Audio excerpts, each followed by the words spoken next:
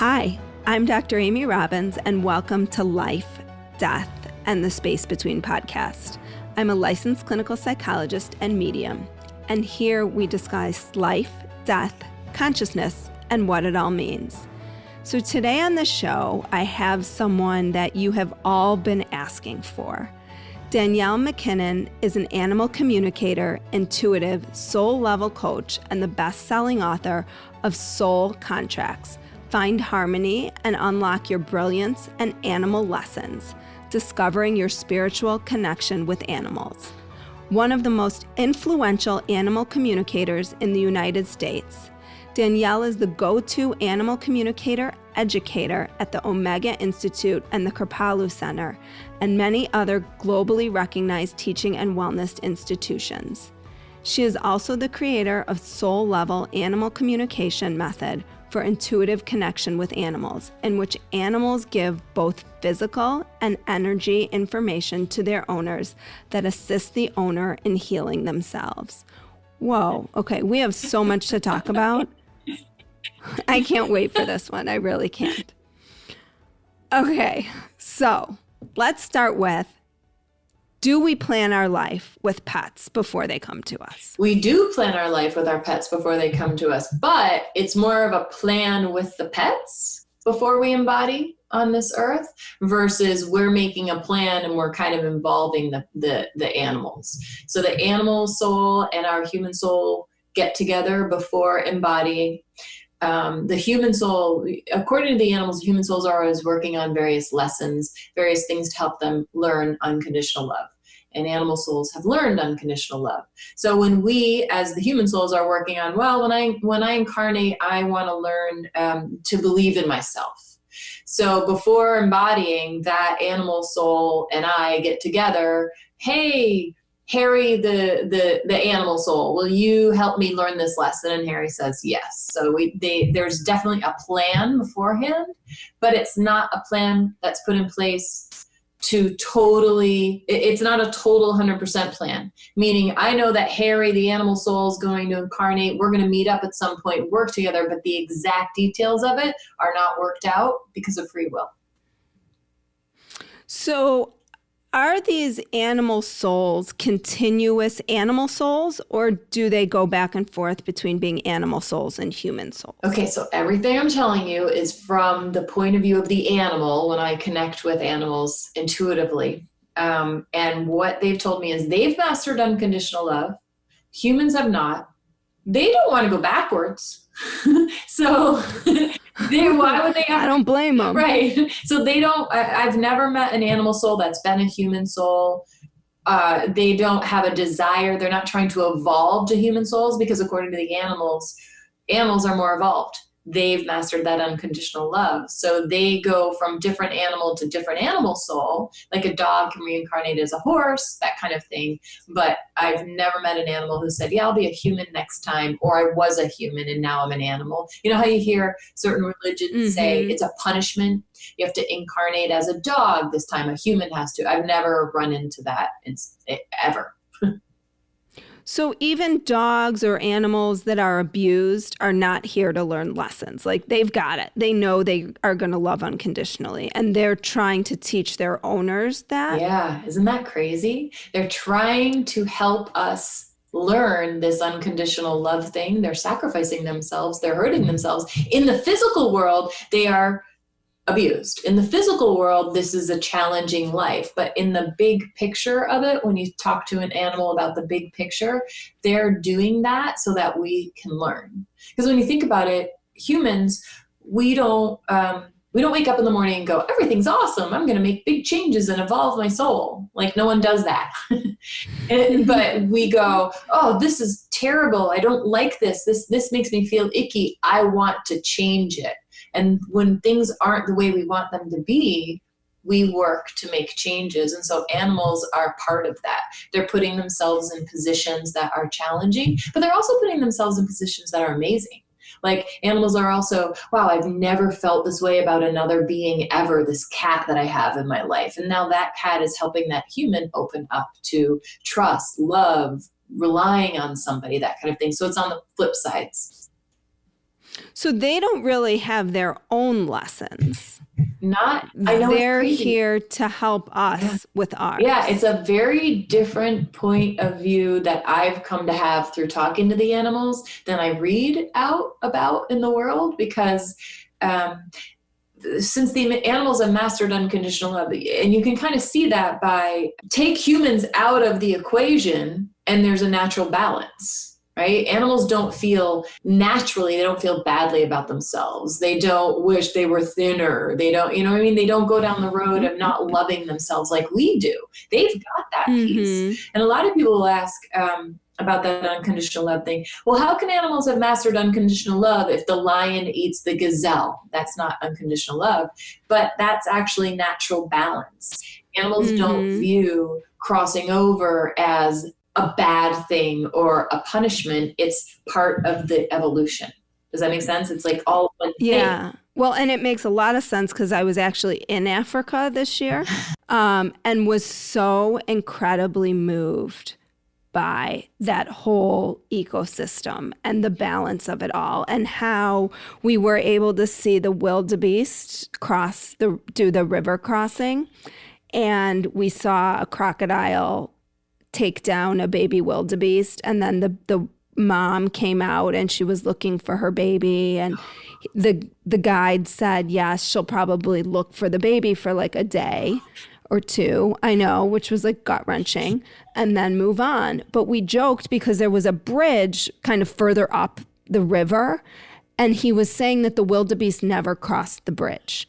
And I thought, how interesting, because if they were to figure that out, it totally throws off the balance in the ecosystem. Yeah. And so that's the difference. We as humans, we haven't mastered unconditional love. So we're worried about money. We're worried about this person having more, or this person, you know, there's all this stuff going on. That's not balance.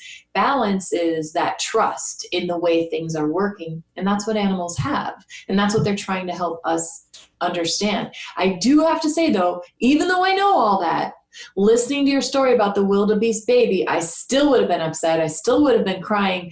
It doesn't matter how much I know. There's still that human, normal part of me that goes, oh my God, the baby. So it's hard. I haven't mastered unconditional love. Yeah, or complete trust, right? That's the way I know. I was hysterical when I saw that baby get taken down. I mean, you're rooting for them and you're like, come on, you're going to make it. And then they don't. And as a mom, you identify with what that pain must feel like, even though we're projecting that onto our animals. Well, right? And no, there is that pain. That pain does exist. Plenty of animals have told me about and shown me, and I felt their passing, their a hard death and what that was like. But it's at a different level. That's at like the 3D level. When you go to the soul level, the bigger picture level, that pain is not a part of it. They're disconnected from it. But still, regardless of me knowing that, it's still very challenging to reconcile both of those parts. So when animals come through and they're talking to you, is it the same as if someone whose loved one passed was talking to you? Do you get the same sort of symbols, signs to communicate that? And how does that work? So, and this is interesting because you're a medium, so you have... Sometimes. And same with me. I don't feel as attracted to connecting with humans on the other side, but animals on the other side, I'm always open to it. And I've done humans, but it's not like the thing that makes my heart sing. But the way the information comes through is the same, whether I'm connecting with a human on the other side or just being plain old psychic. It still comes through as visuals, sounds, words, feelings, tastes, knowings, all of that. It still works the same way. It's more about intention. I intend to connect with this animal rather than this deceased loved one or this my friend's dog or whoever it is. And so I trust that that's who I'm getting the information from. And then do those animals stay with us when we're gone too? Like when we're on the other side, you know, people have reported that their loved ones as they're dying say, oh, there's, you know, Fluffy or whatever. They stay with us. They're part of our soul group in that way. Yeah, they've explained it to me. You know, that question, who's going to greet my pet when my pet crosses the rainbow bridge, or who's going to greet me when I die. Oh my God, that rainbow bridge. Oh, that's the saddest thing ever. I know. It's actually really cool having the rainbow bridge idea because it gives people something to focus on. There's a rainbow bridge. So can you explain that? People are probably like, what are you talking about? If you haven't had a pet who's passed, you probably don't know. The rainbow bridge. Or even if you have. Somebody, I don't remember who, somebody wrote a poem called The Rainbow Bridge, and it basically is talking about how when the pet crossed over, the pet had to go over the rainbow bridge.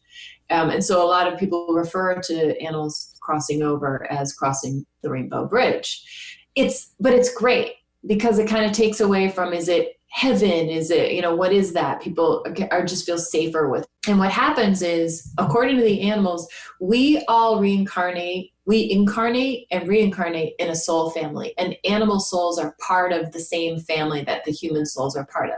They're not switching between human and animal, but like my dog from when I was little, when I incarnate, at some point, that dog will incarnate again as well. So they do come back according to what they're helping us with.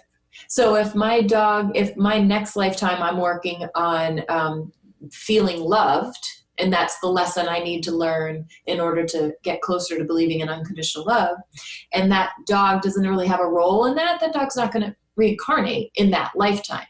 But because they're really looking at it like, hey, how are we going to get this human where we need her to be in her soul's evolution?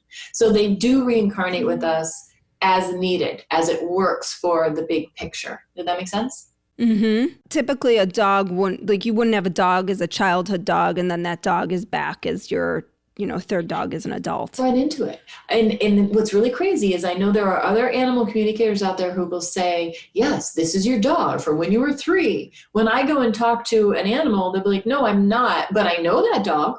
And I've talked to that dog and hung out with that dog, and that dog trained me to do X, Y, and Z.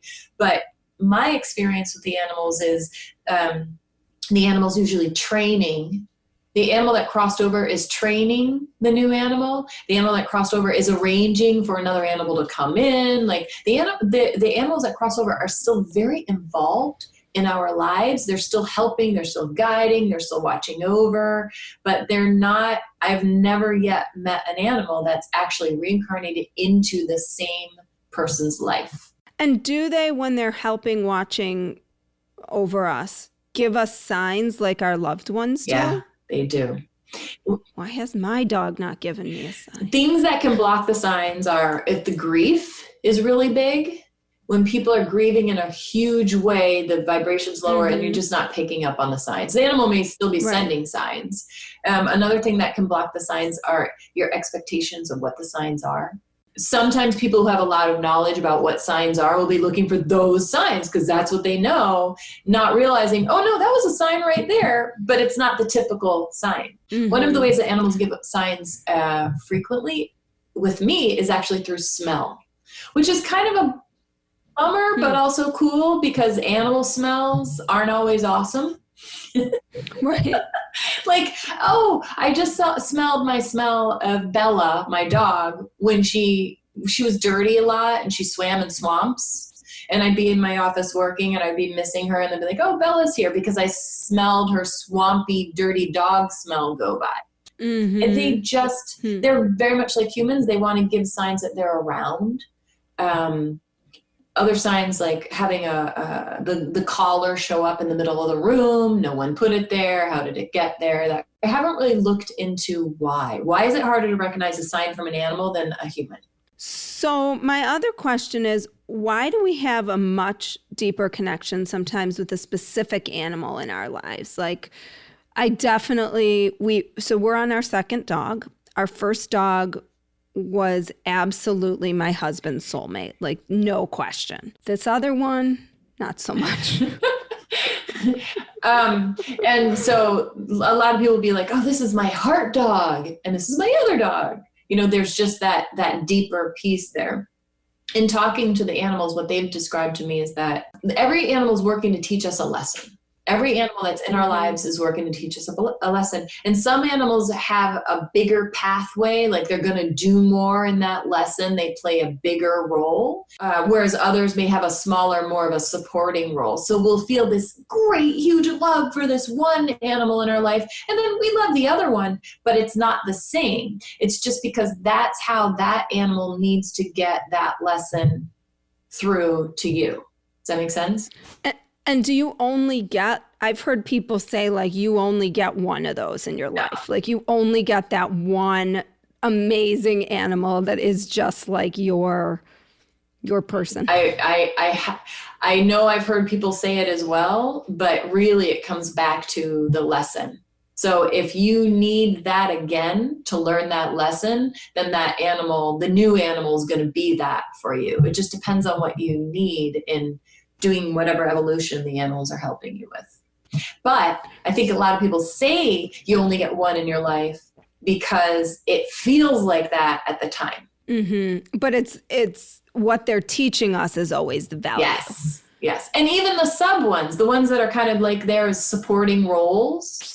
You know, you had that one with your husband where it was like, oh, so his dog and everything. And then this one, so this next one's more of a supporting role, kind of helping, but maybe from a different angle, that kind of thing. And do you communicate also with living animals? Yeah. And so how does that look different? And what are they communicating with you differently? It doesn't look different. Other than if you ask an animal that's on the other side, how does your body feel? You get this weird, like, remember the Stay Puft Marshmallow Man from Ghostbusters? You get like, mm-hmm. I don't know, like you get this kind of crazy feel. And so the other difference between animals that are still alive and animals that have crossed over is ones that have crossed over want to talk more about big picture stuff.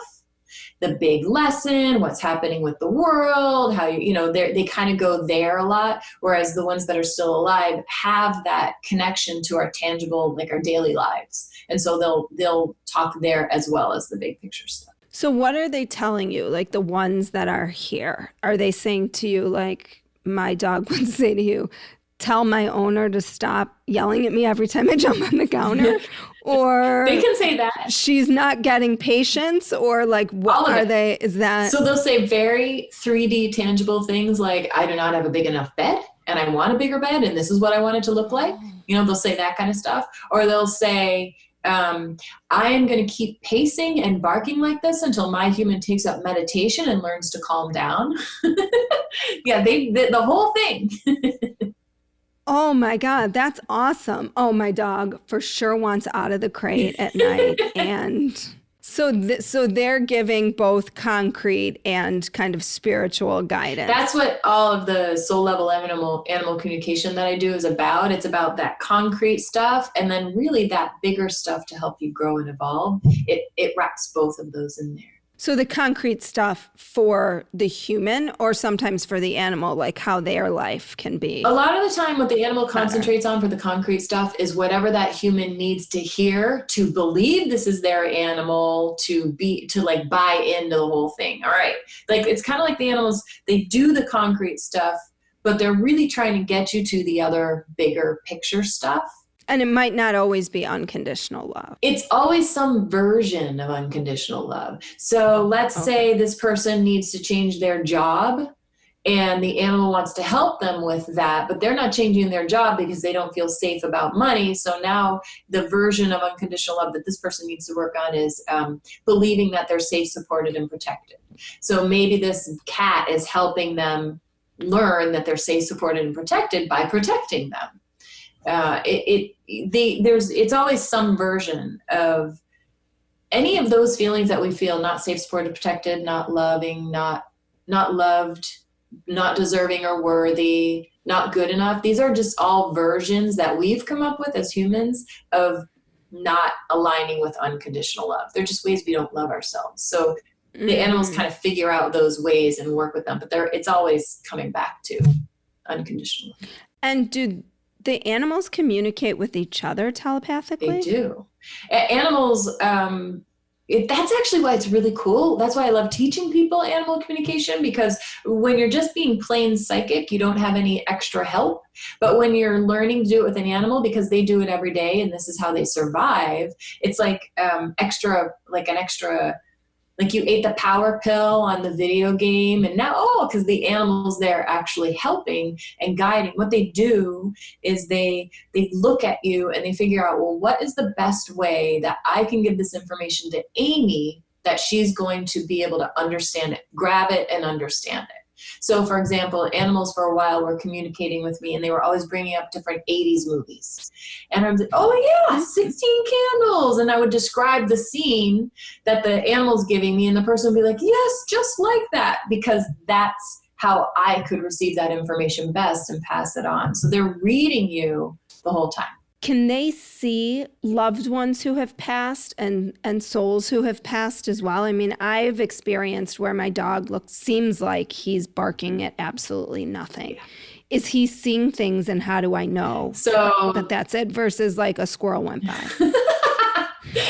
Yes, they have a really way better connection to the other side than we have.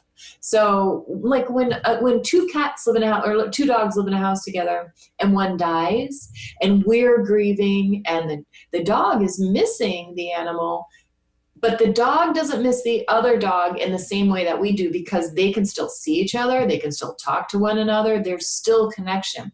Usually when an animal is grieving the loss of another animal, it's because the physical 3D change in their life. Well, we used to go out on a walk every day and play ball together with my human, and now we're not doing that. This is sad, but the connection is still there. You know how you see cats staring off into space? Mm-hmm. They're connected. Animals are so beautifully and just naturally connected to all of that we're trying to get connected back into. Definitely need to be an animal in my next life. I don't think it's going to happen. It seems a lot less complicated. Right. So what about animals that don't have owners? What are they doing here? So do you mean like wild animals? Well, wild animals are like strays that are just kind of roaming the streets. Or they're doing the same thing. Rats. They are doing the same thing. Yeah, rats. So I should be loving towards them? Well, so should is hard. Right? It is hard. I just went to Costa Rica and I came back, and a week later I found a tick between my toes. Oh God. I know. And there's no Lyme disease in Costa Rica, so I'm good. But my husband was like, ticks, I hate ticks. And I don't feel that way toward tick. A tick is just doing what a tick needs to do. You know, that they're not meant to be evil or bad. We don't like that part of them sucking our blood, but they're not bad.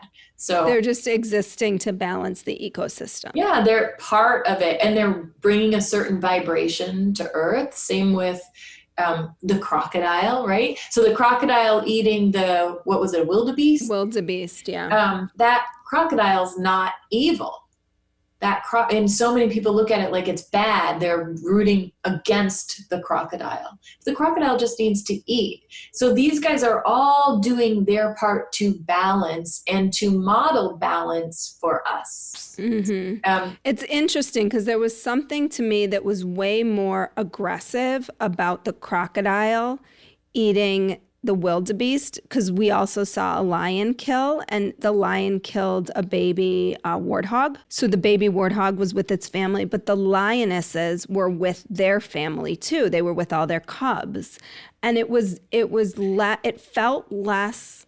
It made more sense to me, right? Like here was a mother lion trying to feed her family, and so that I was more okay with. There was something about this crocodile where you couldn't see sort of the structure and what it was about.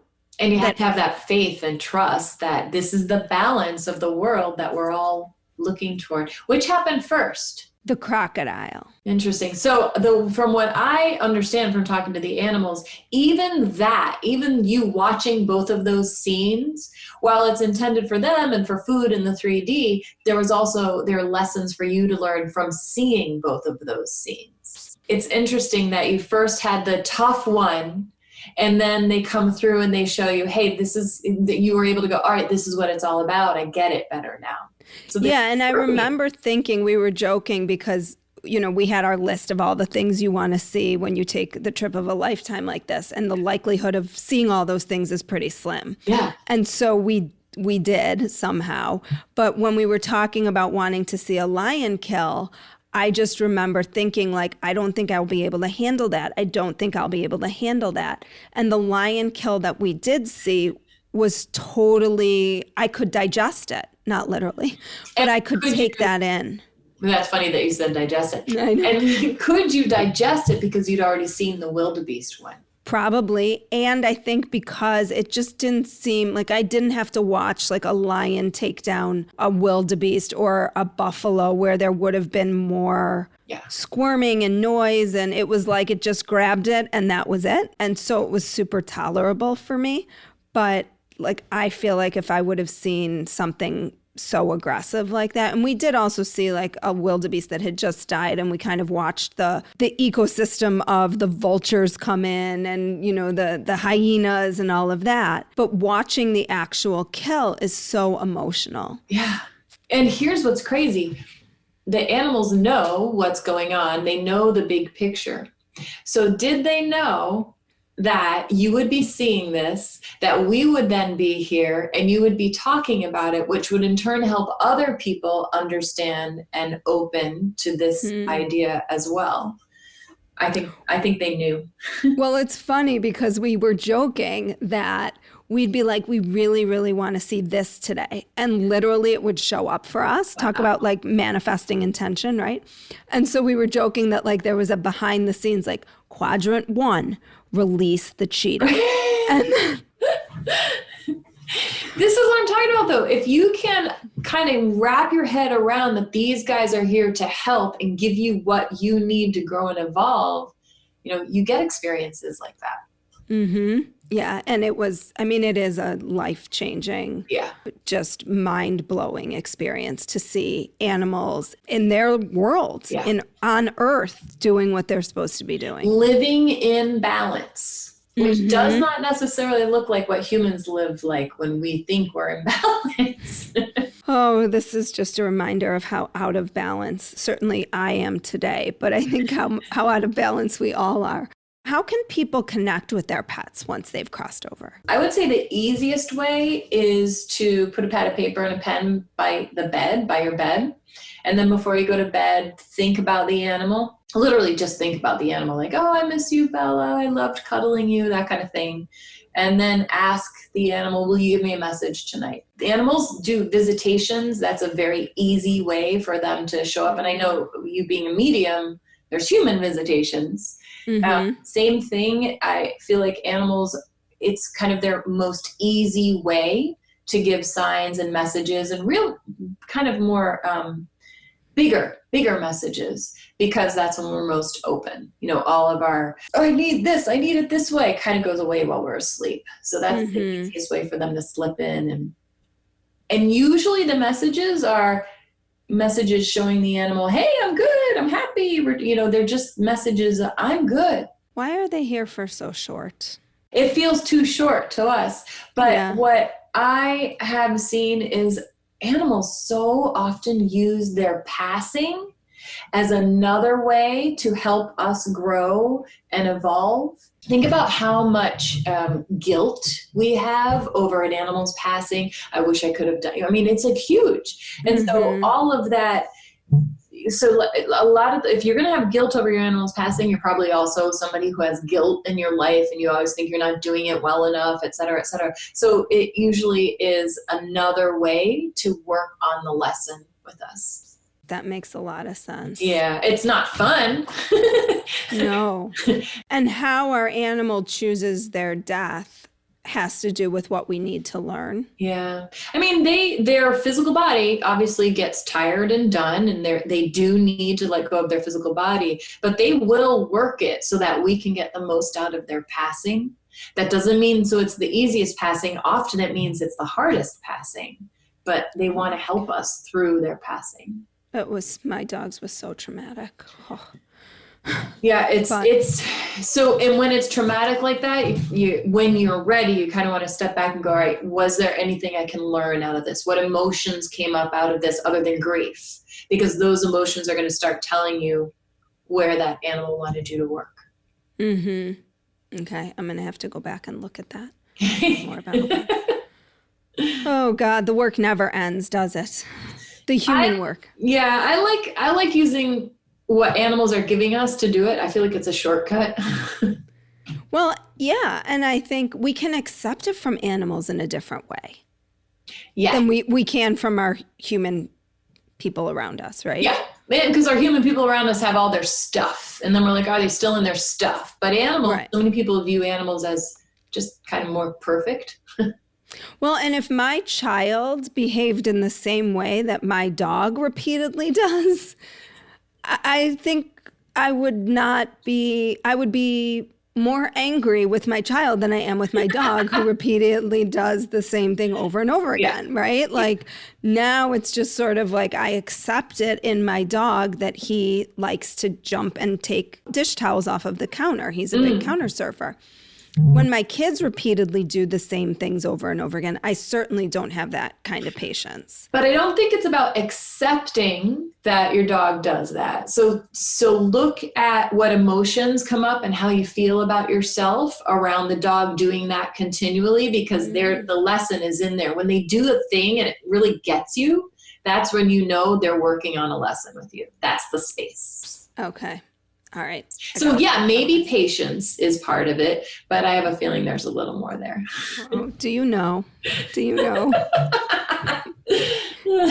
Come on, spill the goods. Yeah. It's kind of more empowering for you to do it. I'll walk you up. It's more empowering for you to do it. So when the dog keeps jumping up and getting the towel and doing the counter surfing, what is your first thought?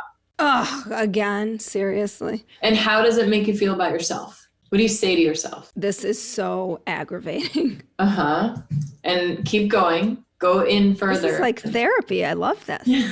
I guess maybe like, how could I, this might be a stretch, but I'm going to go with it. Have I failed in training this dog the right way? I pick it up a little bit backwards from that. Not have I failed, but I got to do more to fix this. I don't see you as someone who says I fail.